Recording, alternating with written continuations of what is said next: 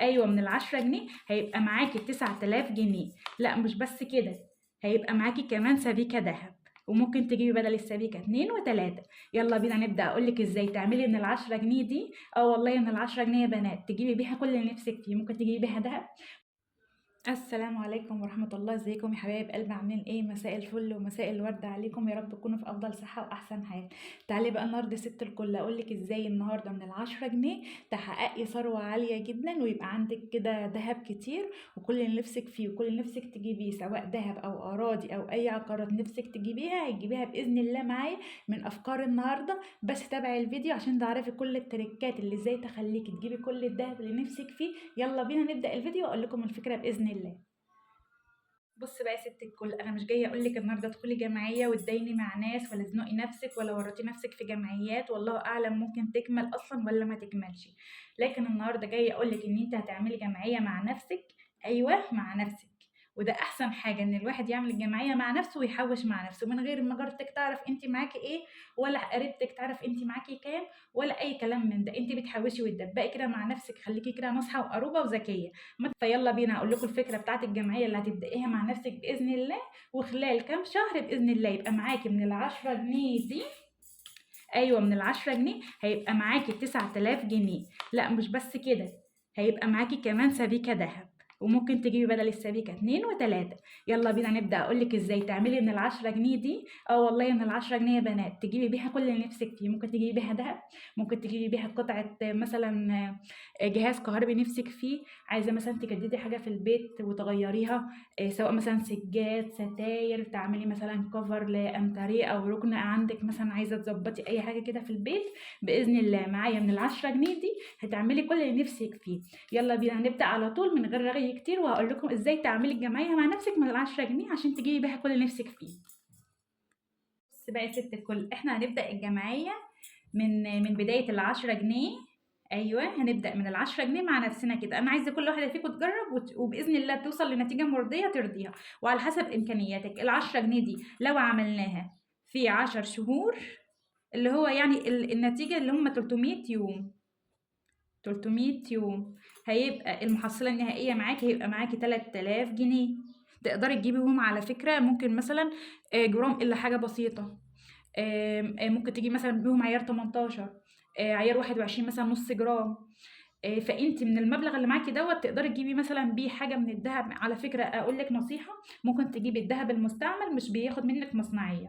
فانا عايزاكي كل ما توصلي لمبلغ معين تروحي تجيبي بيه ذهب. مش عايزاكي تحوشي فلوس، احنا بنحوش الفلوس لفتره بس معينه عشان نرجع نجيب بيها ذهب، انما الفلوس قيمتها هتروح. بصي بقى يا حبيبه قلبي، انا بدات معاكي ب 10 جنيه على حسب ميزانيتك وامكانياتك. انت مثلا توفر معاكي 10 جنيه من مصروف النهارده، تقومي رايحه مثلا جايبه حصاله. مش هقول لك بقى حصاله، هاتي مثلا كنزايه شبه دي وابداي ارمي فيها فلوس. حطي مثلا فيها ال10 جنيه بتاعك كل يوم، وادخلي تحدي كده مع نفسك وخليكي ناصحه وقروبه، وتحدي نفسك ان انت كل يوم هتحطي 10 جنيه من مصروف البيت. ايوه انت اللي لازم توفري وتدبقي.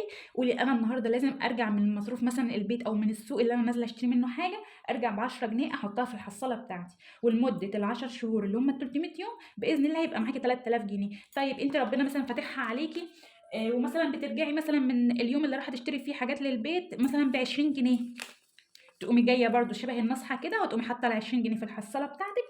هيبقى ال 20 جنيه في ال10 شهور هيعملوا لي 6000 جنيه.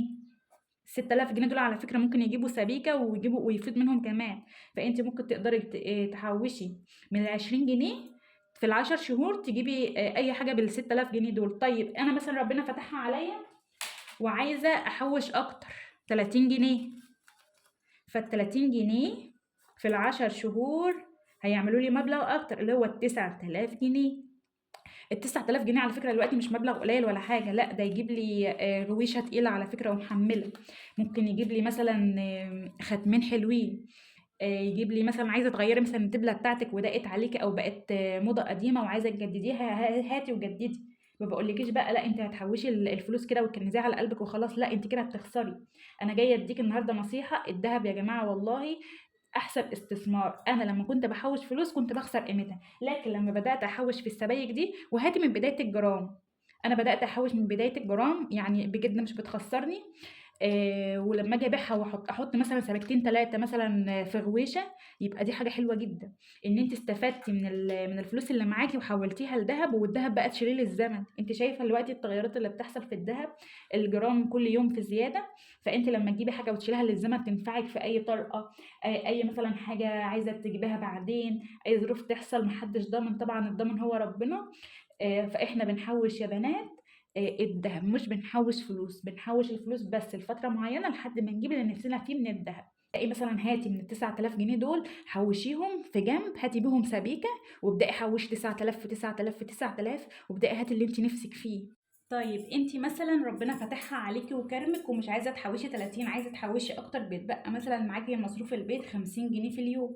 لو ربنا فتحها عليكي وقدرتي توفري ال 50 جنيه في اليوم، في العشر شهور هيبقى معاكي 15000 جنيه. 15000 جنيه مبلغ كبير جدا جدا، ما شاء الله اللهم بارك. يعني تقدري تجيبي بيها غويشه تقيله ومحمله. لا ومش كمان كده، هيفيد كمان تجيبي سلسله حلوه قوي من الذهب وقروبه، تحوشي الجنيه على الجنيه، مش بس ال10 جنيه. شوفوا يا بنات انا هنا محوشه ايه، محدش يضحك عليا، انا محوشه هنا فضه اهي. كل ما يفيد معايا جنيه او 2 جنيه او اي فلوس فضه معايا باخدها لمها كده واحطها في الحصاله دي، حصاله ورا حصاله ورا حصاله، والله في اخر السنه هتيجي تفتحيه هتلاقي معاكي مبلغ حلو جدا ما شاء الله. يعني ممكن يوصل مثلا 500 جنيه 600 جنيه، ما شاء الله حلوين. ممكن تجيب مثلا بيهم عبايه حلوه نفسك فيها، فستان حلو نفسك تجيبيه، عايزه تجيبي مثلا طقمين للولاد تقدري تجيبيهم من الفلوس الفضه اللي انت بتحوشيها ومستقله بيها دي. فمحدش يضحك عليا يا بنات، انا مش بحوش بس ال10 جنيه ولا ال5 جنيه، لا انا بحوش فضه.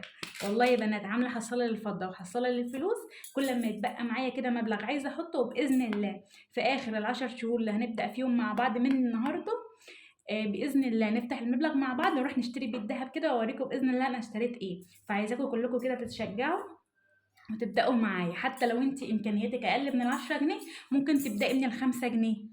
مش هقولك لا، ممكن تبداي من الجنيهات.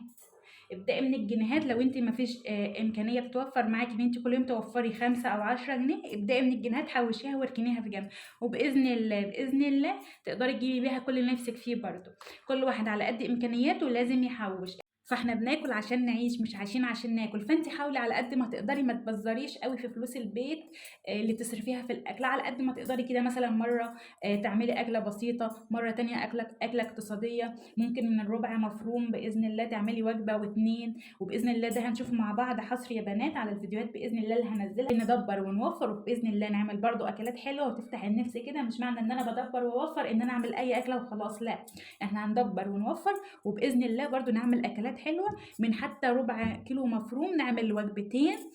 انت ممكن من معلقتين لحمه مفرومه بس تعملي بيهم وجبه حلوه قوي، وباذن الله هتشوفي ده معايا في الفيديوهات. بس ما تنسيش تحطي الاشتراك في القناه وتحطي اللايك بتاعك عشان نرفع الفيديو ان هو يوصل لاكبر عدد من البنات، وفي نفس الوقت ان انت تتابعي كل فيديوهاتي وما يفوتكيش اي جديد. دلوقتي عايزه اشوف كم واحده اتشجعت وهتبدا معايا باذن الله الجمعيه، او تبدا الجمعيه مع نفسها في نفس التوقيت اللي هنبدا فيه مع بعض. كل بنوته اتشجعت او كل ست بيت اتشجعت ان هي تحوش، تكتب لي تحت في الكومنتات وتعرفني عشان اشوف كم بنت اتشجعت معايا، وباذن الله نشتري الذهب اللي احنا نفسنا فيه. ونصيحه كمان للبنات اللي هم لسه انسات وما اتجوزوش، يعني نبص ستات بيوت، المرتب اللي انت بتشتغلي بيه او تشوفهاش يا بنات والله اللبس. انا ندمت ندم عمري ان انا كنت بجيب بمصروفي او فلوسي اللي كنت باخدها يعني من الشغل اللي كنت بروح اجيب اللبس ومش عارف ايه والميك اب والكلام ده كله، كل فلوسي ضاعت في الهوا. لكن لو كنت عملت زي زميلتي اللي ادتني النصيحه دي، كانت بتروح تجيب بالفلوس بتاعتها ذهب يا بنات، وما شاء الله خلال سنه واحده بس عملت ما شاء الله يعني كميه من السبائك حلوه قوي. لكن انا فلوسي راحت في الهدوم، والهدوم مركونه في الدولاب وخلاص ما عادتش نافعاني. فلكن انا بنصح الانسات اللي لسه ما اتجوزوش، ما تضيعيش فلوسك في اللبس وبس، هاتي اللي يكفيكي، وهاتي مثلا اللي يكفيكي في الاعياد وكده. بس ما تبذريش وما تحطيش كل فلوسك في اللبس ولا في المصاريف ولا في الخروجات ولا الكلام ده، لا انت برضو حوشي حاجه للزمن تنفعك. هاتي ذهب وعينيه ينفعك بعدين. 9000 15000 انت وامكانياتك، انا اديت لك الفكره وانت امشي عليها على حسب الظروف، تلاقي برضو في الاخر بعد ال10 شهور معاكي مبلغ حلو قوي ينفعك. تقدري مثلا تجددي جهاز كهربي، مثلا ثلاجه، بوتاجاز، اي حاجه عطلانه عندك في البيت وعايزه تجدديها باذن الله تجدديها من فكره ال10 جنيه. والفضه يا بنات اهم حاجه، كل واحده كده تمشي ورا جوزها تلم الفضه اللي سايباها هنا وهنا وتاخدها وتعينها كده شبه النصها. مع السلامه.